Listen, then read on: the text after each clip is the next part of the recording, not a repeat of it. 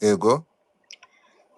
Yampaye ziriya message ubwo twaherutse guhura tugiye kuganiza Ange yari yarwaye mpereza izo nimero ubwo ziri kugaragara ngewe I try my best kugira ngo ngerageze ndebe ukuntu uriya mugabo yavamo ijwi akavuga bitari message. So uwo munsi haboneka message y'Abanyakenya bandikiranye n'umuntu utarabashije kumenyekana bamubwira ngo turi abantu bane ako kazi turakarangiza buri wese ibihumbi 5,500. Hakaba hari umwana w'umuhungu uri muri Quebec n'ubu ngubu tutarabasha kumenya nawe dufite nimero yiwe yayikuyeho wabonye abandikiranaga nabo Banyakenya arangije afata za message arazifotora amaze kuzifotora azoherereza umuntu mwumvishe ngo abanza sigarana abagore babo. Yes kuko n'uwa kabiri suyu wenyine n'uyu wa kabiri wundi wapfusha umugabo nawe yari yaramwijiriye nawe yashaka urugo rw'iwe urumva nyine ni ibi byose arabifite. uyu mugabo arazwi ku mabi imbanza. Ni nayo mpamvu umugabo wa Ange ubu ngubu yashatse akaguma mu Rwanda agatinya kongera kugarura umugore aha ngaha. Yitwa nde mubivuye muramutinya iki? Amazina ye wayavuga ko yazi ninde? Ntabwo muyambwire simutinya. Mubimpe n'amazina ye byose mubimpe mwanike kuko ibi ngibi yakoze uravuze Barabizi ye waranamuzi. yitwa nde? Yitwa Maruba. Uwo Pasteur Maruba mumpa amafoto ye n'ibintu bye byose ndabereka. Pasteur Maruba afite kanisa ari naryo risengeramo ababyeyi b'uyu mwana. Ay. Muko yanitumia kila kitu. Urumva mbese n'abaririmbyi be bose umunsi bahagurutse kuvuga amakuru y'uyu mugabo n'ayakigaragaza. Uyu mwana w'umukobwa w'imyaka 17 yari umu-interpreter w'uyu mugabo wamusambanyije. Ntabwo bizi ko ari Nairobi ejo bundi aheruka gutera umukristo w'indawundi arabyara. Uwo Maruba? Oya Maruba napfuye. Uyu mugabo yavuye Kimisagara.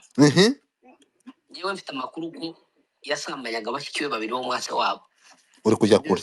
Babiri. Ndapfuye. Urumva ko abantu benshi baramuzi. So iwe nagakino kiwe n'umuntu bagomba gufata bakayahambira bakamunaha. Nuko bidakunda. Nuko bitanashoboka ngo hagira nge nagize umugisha ugenda nkajya kuganira n'umukazana wiwe wapfushije umugabo Lasia. Niwe wenyine watumye nemera ko Ange ibyo avuga ari ukuri 100%. 100%. Hari undi mukazana we azaje aho baramubwiye yitwa 100%. Undi mukazana we yitwa Nyahumure. Ntabwo ari umugore we. Untega amatwi unyumve. Uyu mwana yavuze ijambo rigira riti kuvaho napfakaye. None ahubwo nibwo nahuye n'ikigeragezo gikomeye. Uyu mwana yarambwiye ati mwiza reka nkwereke message gutya na gutya ari kumbabarire aranambabarira kuba muvuze uyu munsi. Iyo justice abantu bari gushaka justice wisanga ushize abantu mu kaga batari bakarimo. Nyahumure niyihangane nkuko yemeye guhagarana na Ange ahagane na Ange kugeza ku munota wa nyuma. Yarapfaka yahita ataha iwabo kubera ko yarabizi ko umuryango arimo atari umuryango woroshye. Agera n'ahambwira arambwira ngo mu bintu umugabo we yazize. Arambwira ngo umugabo we yajyaga anywa inzoga agasinda. Yamara gusinda akavuga ati papa ni wowe wasenyeye Ange ni wasenyeye Shyaka. Baramukubitisha baramwicisha. Ibyo ni ibintu byavuye mu kanwa ka Nyahumure. Kumwe n'abandi bana. Ni ibintu biri too much. Ngewe nubwo nzapfa reka mvuge akwiriye akaraba mugende mudushakire uburyo bwose tujya ahantu hari safe. Ariko imyaka mike y'Imana yaduhaye ku isi dukore akazi dukosore tubashe kugira icyiza tuzana muri societe. Yarambwira ati kuba uyu munsi ndi umupfakazi kubera ko nashatswe mu muryango mubi. ati umugabo wanjye ntabwo yapfuye ubundi burwayi, umugabo wanjye yishwe n'inkoni. Arambwira ati njyewe reba izi mesaje, gupfakara kwanteje igisuzuguro kimwe kitarabaho, ku buryo data bukwa ntinyuka akanyandikira izi mesaje uri gusoma. Arambwira ati njyewe nuko ari iwacu bonyica, ariko iyo bitajya kuba ngo ni iwacu bonyica kandi niho ncumbitse, mba naje muri social media noneho bakambwira ko nanjye ndi kubeshya nk'uko Ange bari kuvuga ngo ari kubeshya. Ni ukuvuga ngo impamvu iri kudutera kuvuga ibi byose, ibintu byageze ku rwego abantu bashaka kutugira abasazi kubera ko turi kuvuganira umwana umwe aho kugira ngo tuzajye kubivuga yapfuye. Hari undi mwana w'umukobwa twakoresheje ikiganiro bita Sonia, yaranyinginze ngo ndeke kugeza ndabwanire reka ngitange, niba mwaremeye yuko tuba intwari mureke tuba intwari, dupfe turi intwari.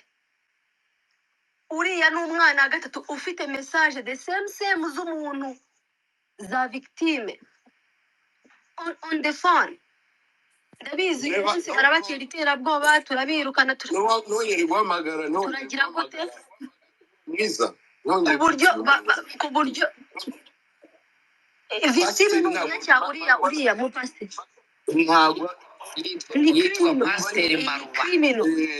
Victime ni Ange. victime ni inzirakarengane. So uyu muntu rero Victime ni Ange, uriya ni criminal. Noneho ndapfa kubyita uko mbonye cyangwa umwana uko mwese mwumva icyo ashatse kuvuga. Ni ukuvuga ngo abo ni abana bamaze kuba batatu, mbona message nkazibona n'amaso yanjye gutya nkazisoma nkumva audio, ku buryo noneho abantu baje kuduca inyuma abapasiteri bakomeye tudashaka kuvuga bakaza kwicaza abana ngo nibababarire ngo bavane bino bintu muri social media, basiba ama message bagire gute kugira ngo Ange asigare mu kibazo wenyine. Ibi ngibi mbivuze yuko buri kintu nagiye ngikora step by step, ngigiye kitazagera abantu bakitwaza ngo Ange nta muntu watuguze, nta muntu waguze Ange. Ange niwe wabaye intwari mu bakobwa ibihumbi n'ibihumbi basambanyijwe n'umuntu umwe ukomeza kugaruka mu izina. Ange yemera kuvuga ati reka mbapfiririre. Ibintu byose babiziho. Mama wa Ange yarambohokeye turaganira hafi almost 1 hour. Arambwira ngo ese mwi ikinyamurenge uracibagiwe uko ibyo bintu nari kuja kubivuga. Arambwira ngo umwana wanje n'ubu ngubu abantu bari mu kuza kudusura nk'abapfushije tutapfushije, kugira ngo mbese umwana yabaye nk'uko ubona nk'uko abantu bajya gusura ingagi muri parike, ngo mu rugo bari mu kwirukana abantu. Twebwe imitekerereze yacu benshi ni urwo rwego iriho. Ugiye gusura umwana ntacyo umushyiriye, ugiye gusura umwana si urundi rukundo kugenda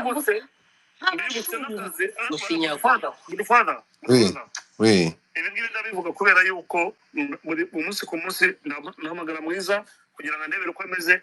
Akazi ahantu yakoraga ahantu kuri sitasiyo yaragahagaritse kubera byaterabwoba, abahamusangaga akazi ahagaritse yavuye, amaze icyumweru adakora ari mu nzu yicaye. Byabitubwiye hano.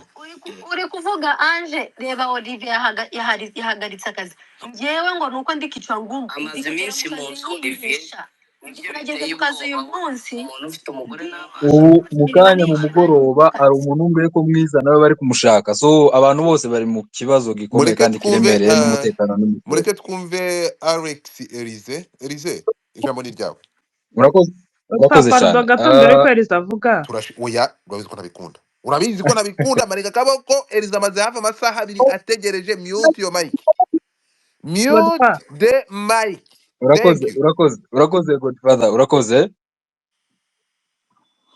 Jambe.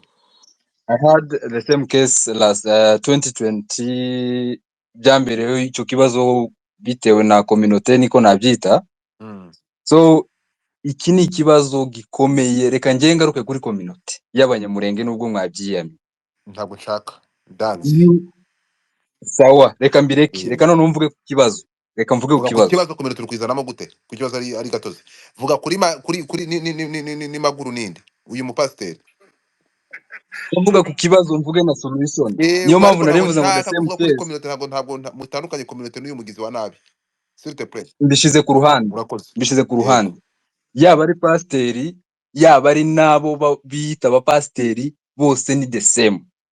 Ni ibibazo, niyo kesi buri cyumweru tubona kesi y'umupasiteri waryamanye n'umwana w'umukobwa, umugabo we wenda baramutumye yaragiye nk'uko bagize umugabo wenda uwo mukobwa nawe aragenda aragaruka, wenda baraza bamuhindura ibitekerezo. In the same case buri cyumweru mwiza arabizi tubona kesi y'umupasiteri cyangwa umuvugabutumwa waryamanye n'umwana w'umukobwa utarashakwa cyangwa umugore washatswe.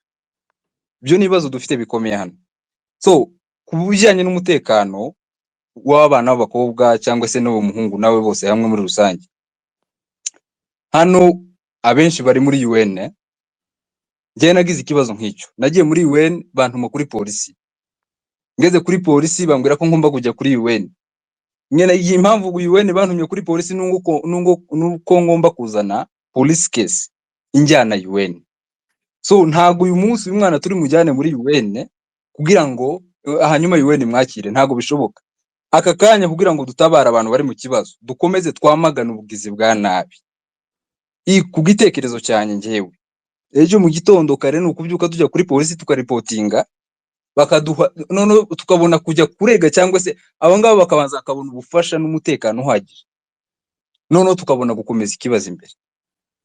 Murakoze cyane. Urakoze cyane. Njye ntuye Nairobi, niyo mpamvu ndi kubivuga gutya. Urakoze cyane. Turakora iyi movement igiye gukura, tugiye gukora ikintu bita hashtag. Iki kintu yitwa nde? Mubivugiye muramutinya iki?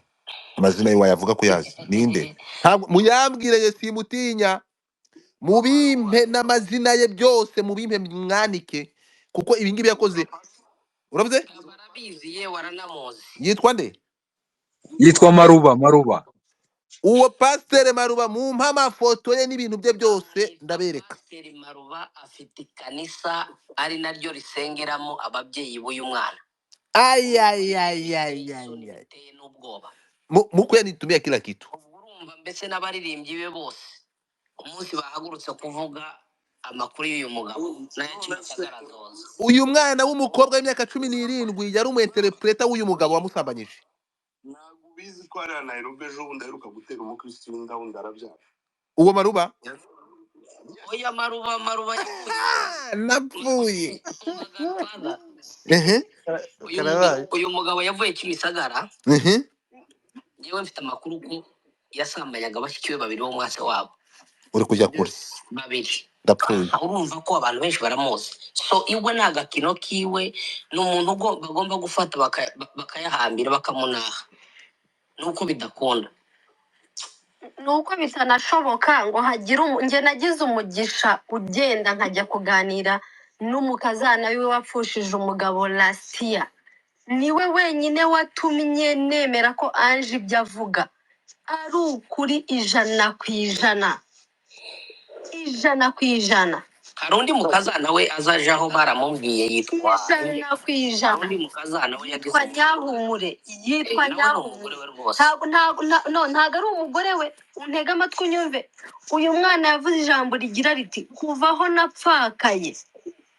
Noneho ahubwo nibwo nahuye n'ikigeragezo gikomeye. Uyu mwana yarambwiye ati mwiza reka nkwereke message gutya na gutya, ari kumbabarire aranambabarira kuba muvuze uyu munsi.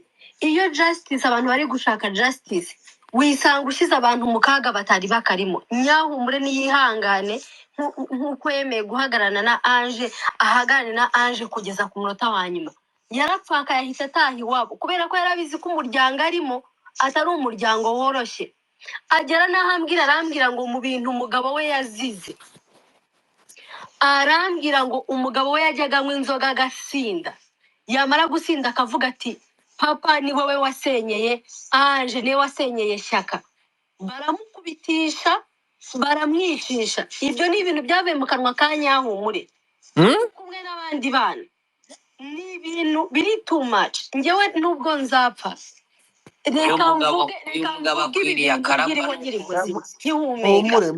Mugende mudushakire komeza. Mugende mudushakire uburyo bwose tujya ahantu hari safe. Ariko imyaka mike y'Imana yaduhaye ku isi dukore akazi, dukosore, tubashe kugira icyiza tuzana muri societe.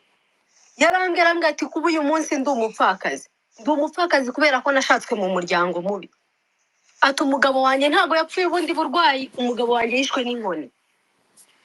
arambwira ati njyewe reba izi message gupfakara kwaneje igisuzuguro kimwe kitarabaho ku buryo data bukwa ninyuka akanyandikira izi message uri gusoma. Arambwira ati njyewe nuko ari iwacu bonyica, ariko iyo bitajya kuba ngo ni iwacu bonyica kandi niho ncumbitse mba naje muri social media noneho bakambwira ko nanjye ndi kubeshya nkuko Ange bari kuvuga ngo ari kubeshya. Ni ukuvuga ngo impamvu iri kudutera kuvuga ibi byose, ibintu byageze ku rwego abantu bashaka kutugira abasazi kubera ko turi kuvuganira umwana umwe aho kugira ngo tuzajye kubivuga yapfuye. Hari undi mwana w'umukobwa twakoresheje ikiganiro bita Sonia, yaranyinginze ngo nindeke kugeza ndamwanire kangitange, niba mwaremeye yuko tuba intwari mureke tuba intwari dupfe turi intwari. Uriya ni umwana wa gatatu ufite message the same z'umuntu za victime on the phone. Ndabizi uyu munsi barabatera iterabwoba, turabirukana nongere guhamagara turagira gute mwiza ku buryo victime n'umuntu cyangwa uriya mu pastor ntabwo ni criminal. Pasiteri Maruba. Victime ni Ange. victime ni inzirakarengane. So uyu muntu rero Victime ni Ange, uriya ni criminal. Noneho ndapfa kubyita uko mbonye cyangwa umwana uko wese mwumva icyo ashatse kuvuga. Ni ukuvuga ngo abo ni abana bamaze kuba batatu, mbona message nkazibona n'amaso yanjye gutya nkazisoma nkumva audio, ku buryo noneho abantu baje kuduca inyuma abapasiteri bakomeye tudashaka kuvuga bakaza kwicaza abana ngo nibababarire ngo bavane bino bintu muri social media, basiba ama message bagire gute kugira ngo Ange asigare mu kibazo wenyine. Ibi ngibi mbivuze yuko buri kintu nagiye ngikora step by step, ngigiye kitazagera abantu bakitwaza ngo Ange nta muntu watuguze, nta muntu waguze Ange niwe wabaye. Wewe second munshakira amafoto abo bakimisagara mubazane, tugiye gukora ikintu bita investigation, uraza kureba icyo biza kubyara. Twagiye Sylvie, fata ijambo tubone kujya kwa SP. Okay, kubera ko ngiye no kuva kuri space. Yego. So, ngira ngo vraiment nukukomeza uriya mukobwa parce que it's not easy. Kubera ko iyi phase arimo niyo phase ya nyuma y'ibintu twita interfamily community church abuse na rape. Ku buryo phase ya nyuma ibaho victime yarangize breaking the silence, noneho hakaba hari ibintu bibiri, bigaturninga positive cyangwa bigaturninga negative. So it should not turn negative. Urumva rero muri no minsi we can't empower poor women. Before I leave the space, ngira ngo muyoboke ntabwo muzi, but the voice looks familiar to me. No, abatangiye kumufasha, we need to support them financially. They need to be capable of living aho batuye, bakagenda bagashaka ahandi yo gutura, bakabona ibiryo, ntabwo waba mu bibazo ngo urye n'ibiryo bibi, ngo ube n'ahantu habi. No kuba internet yabuze ni kubera ko atari capable yo kuba ahantu. Internet ibura iyo rimwe na rimwe, iyo atari ikibazo cya infrastructure, bari ikibazo cya park wafasha. So for me, I think nigeze gukurikirana case ya rape y'ikibazo cy'impunzi y'umurundi. Hari umuntu uvuze ko UNHCR they are not also fast in what they do. Nukuvuga first thing nuko abari kumufasha first don't trust people. Aba bantu bose bari kuvuga ahangaha, you don't know which side they are. Ntabwo ngiye nsinzwe investigation, but I realized in this case, don't trust people. Muyoboke wowe wabitangiye, don't think everyone here who want to help you is really genuine in that. Kubera numvishije ko ari ibibazo bisanzwe bihari by'abapasiteri, kandi bari abapasiteri bafunga amacaca ahangaha tuvuga abapasiteri ibintu barimo barakora n'abapadiri ntabwo ari byo. We know that they are really among people who are raping people kumanywa. So njyewe mbere yo kugenda navugaga, I think Mwiza need to be safe nk'umuntu uhari n'uriya wundi mwavuze, kandi we need to help them financially. Ni ukuvuga iki? so that they are capable of justice is expensive nubwo bavuga ngo justice y'abantu bihohoterwa n'ibiki ni ubusa mbo ntabwo ari ubusa such kubera ko government ziba zibisupportinga ariko the cost ya justice ni nyinshi security yawe you cannot go to eat any place turabizi ko there is a level of criminality muri Kenya isanzwe noneho ibaze when you are targeted like this. So for me the first thing mbere yuko mujya no gushaka justice nuko abo bakobwa baba abo bantu around that abo banyamakuru babivuze bamwiza niba ari abanyamakuru no victim they have to be safe and for them to be safe they have to have money talks. urakoze So I cyane don't know what we are doing, but at the end of this, we need to help them financially so that they can be in a safe place. Bakagenda no gushakisha abo baloya instead of taking a moto, maybe you are going to take a cab instead of passing here, maybe urakora ibi n'ibi. So ibi byose turimo turavuga ntaho biri butugeze. You people need to get money. We give them enough money so that they are safe.